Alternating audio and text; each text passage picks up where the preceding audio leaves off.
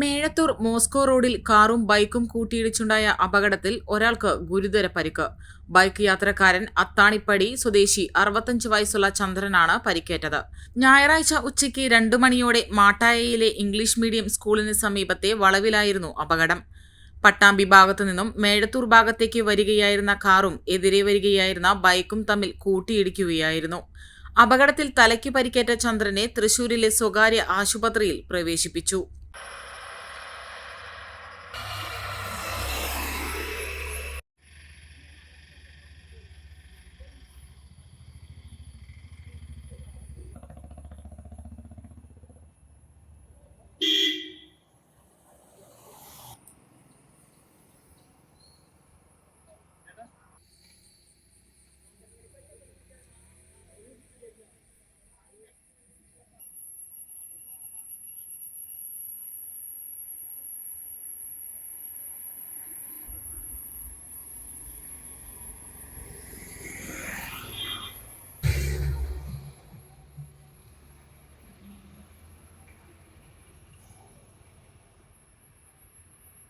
എൻ്റെ പേര് ആദില. ഞാൻ ലെജൻഡ് കോളേജിലെ +2 വിദ്യാർത്ഥിനിയാണ്.